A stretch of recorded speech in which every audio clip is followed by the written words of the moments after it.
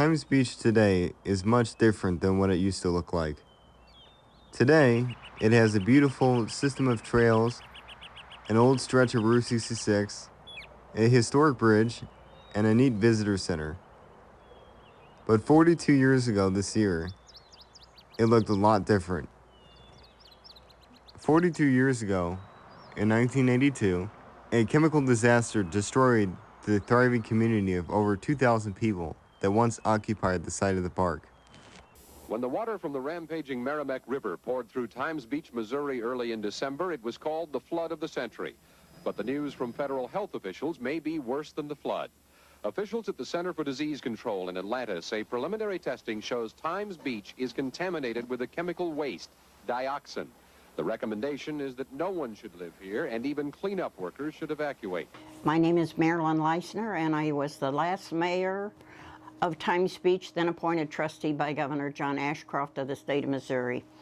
I served in that position until December of 1992. Times Beach was my home for many years. I moved there in December of 1956, and I moved out on December 5th of 1983. I raised 4 children there. We were very much a part of the community and loved it. In 1971, myself and some neighbors paid Russell Bliss $50 a barrel to put the oil down around our homes because the dust was so bad. And some of the residents continued to do that. In 1972, as a result of that action, the city contracted with Russell Bliss to spray at will. So for 2 years, Russell Bliss sprayed the streets of Times Beach. In those 2 years' time, there was a man whose dog was acting very strange. They thought that he might have some sort of a disorder, that he was mad, and they asked a Times Beach police officer to shoot him. They shot the dog in the ditch. Another man was finding dead birds in the ditch in front of his house, and he called the health department, and the health department told him, "Freeze the birds, we'll come and get him." A year later, the health department still had not picked up the birds. They knew about Times Beach.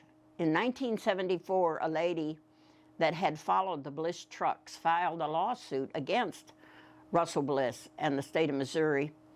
She had lost either 62 or 64 horses as a result of Russell Bliss spraying her arena. He did spray several arenas in Missouri, but the state of Missouri knew in 1974, and they had decided not to tell us. They thought that it would go away. On November the 11th of 1982, we received a call at our city hall from a reporter, a local reporter, telling us that he had found Times Beach on a list of sites suspected to have been sprayed by a waste oil hauler with dioxin. At that time, our mayor and our city clerk immediately contacted the state of Missouri and the EPA, at which time they responded. They held a public meeting in our city hall. At that time, they told the Board of Aldermen and the public that was at the meeting that there was no way they could get test results back for 10 to 12 months because there wasn't a lab that they knew of that could do it. We already had that lab. It was through a contact with Russell Bliss that we learned about a lab called Envirodyne Engineers that was in Creve Coeur, Missouri. We had already went out and gathered enough money to do what we thought was the testing to determine if, in fact, the dioxin was there. The first test to determine if the dioxin was there was going to cost us $2,400. We had collected $2,700. On December the 10th of 1982, I received a call from one of the lab techs telling me that something was jamming the spectrometer. I asked her what would do that, and she said there's only one thing that would jam the spectrometer, and that's PCBs. On December the 13th of 1982, I received a call back from our lab telling us that the dioxin was there. We only had enough money to determine if the chemical was there, not enough money to pay for the test to tell us how much dioxin was there and what the level was. So we reported to the press that yes, in fact, the dioxin was there. On December 23rd of 1982, the state of Missouri, the Missouri Department of Health, the CDC, and the EPA met with some of our residents that were having a Christmas party in our community center in Times Beach. At that time, those residents were told that the levels were just under 100 parts per billion, and it was advisable for them to leave and not come back, and if they were out of town, not to return and not to take anything with them. From then on, we got a petition with well over 1,200 signatures on it requesting a buyout. That petition was submitted to President Reagan along with an 8-page letter that I had composed. It took me 7 or 8 days to put a letter together describing all the problems, the health problems, and all the problems that the residents were experiencing. On December 22nd, 1983, the EPA, the state of Missouri, the CDC, and a number of residents met with us in the Days Inn Hotel in Eureka to tell us that they were going to buy us out at fair market value. The announcement was being made to the media behind closed doors. Some 200 Times Beach residents were informed of the buyout proposal secondhand. The federal officials today were carefully shielded by guards from the people of Times Beach, waiting outside the news conference room, and the officials left by a back passageway after a 20-minute news conference. They had briefed a few Times Beach officials privately before that conference. The government's plan for a buyout of Times Beach is expected to be ready in about 3 weeks. The residents are anxious to see that plan and even more anxious to get a check in their hand for their homes. Kathy Leonard, Channel 5 Eyewitness News in Eureka.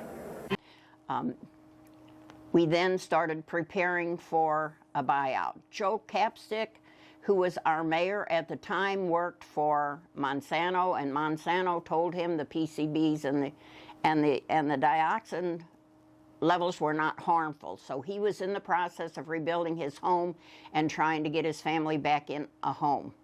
As soon as he learned about the PCBs, he knew about PCBs, he decided not to stay. He had resigned as mayor. Sid Hammer, who was chairman of the board, moved up as acting mayor, and since I was the next in line, I moved up as acting chairman of the board. Mayor Sid Hammer then explained a map depicting the location of dioxin levels that are known, street by street. The test results that are in so far show most test sites measuring more than the 1 part per billion experts consider dangerous. Some townspeople are upset that it has taken this long to get results of pre-flood tests and that they have to wait still longer for answers.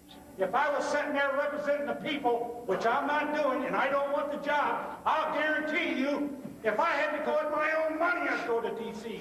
But I'll tell you that there was 8,000 people, 5,000 people down here that needed some help, and they need it now. We're doing the best we can, and I'm asking the man from the EPA if he's here. You don't like it, you leave the beach. At this time, he stepped down as acting mayor, and I moved into that position as acting mayor. I served as acting mayor until 1985, but in the meantime, our board had voted not to hold an election, which was due in 1983, because we were going to be bought out. We didn't need to hold an election. However, the people that didn't want to be bought out fought us, and we were required to hold an election. I really didn't want to stay in the community. We were out, we were in temporary housing. Our kids were safe, they were in temporary housing with us. I just wanted us to go on with our lives. And my husband argued with me. People were calling and asking him to beg me to stay. I threatened him with divorce. I tried everything to get out of being in that position.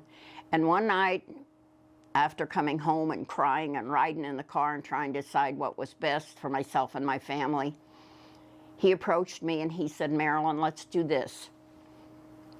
You run for mayor, I'll run for marshal, and we'll do it together." So we held that election in June of 1983.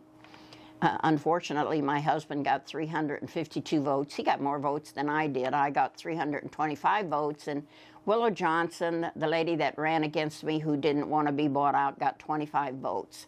93% of the votes was a decision to myself and my husband that the people wanted to be removed from the threat.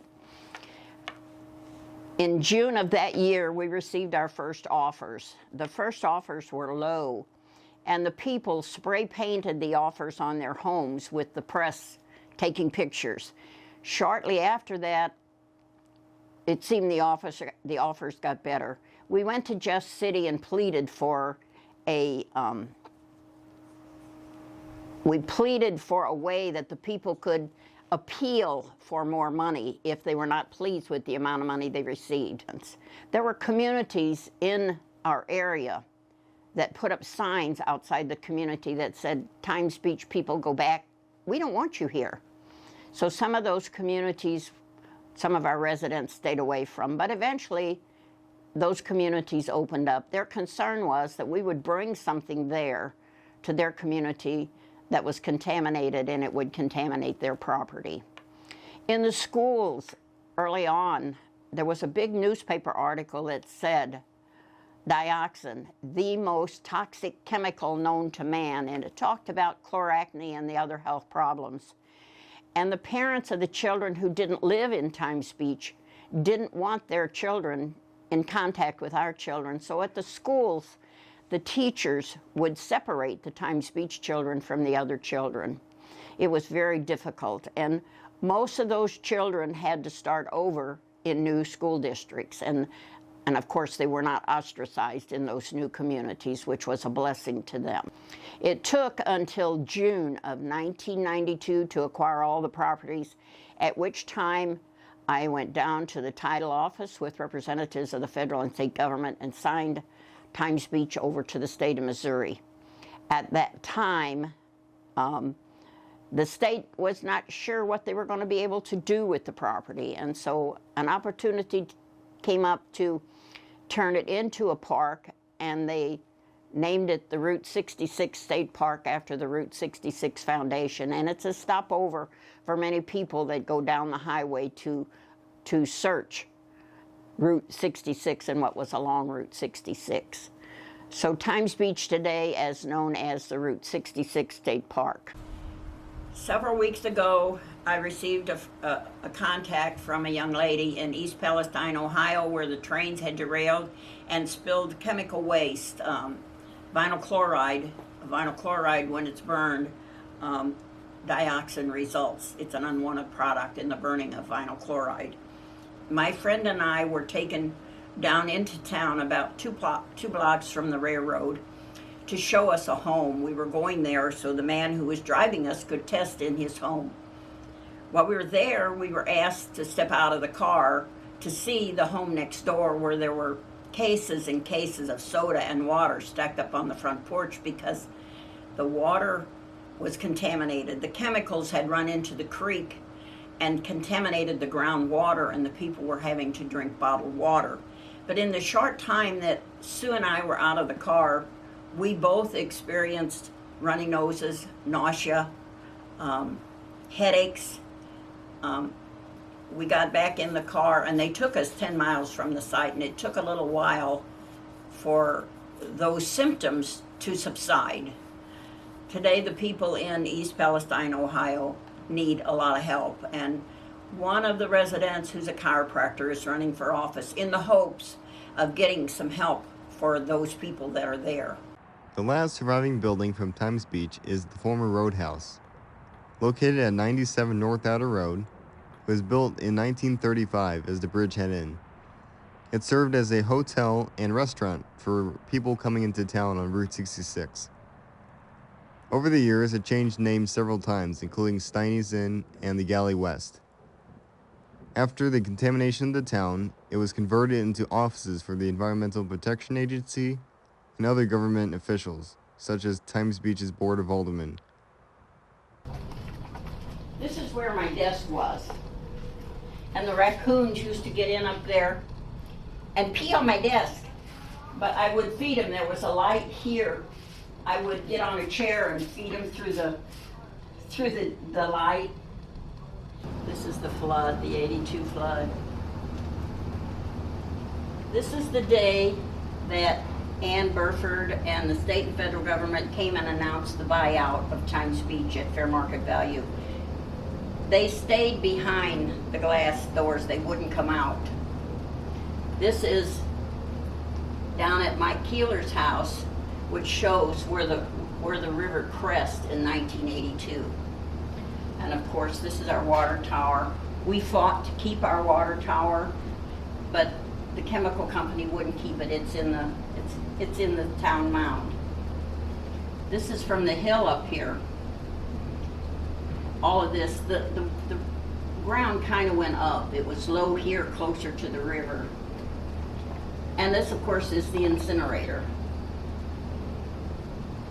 These are some people that were in charge. There were 2 trailer parks, Easy Living and Sherwood Glen. This is the river, which bordered it. This is the interstate highway. This is Blakey that ran through to Eureka. But you can see all of the houses in the community. The streets were named after trees and flowers, and they were alphabetical, like birch, cedar, dogwood, elm, forest, orchid, dahlia. They were all named after flowers.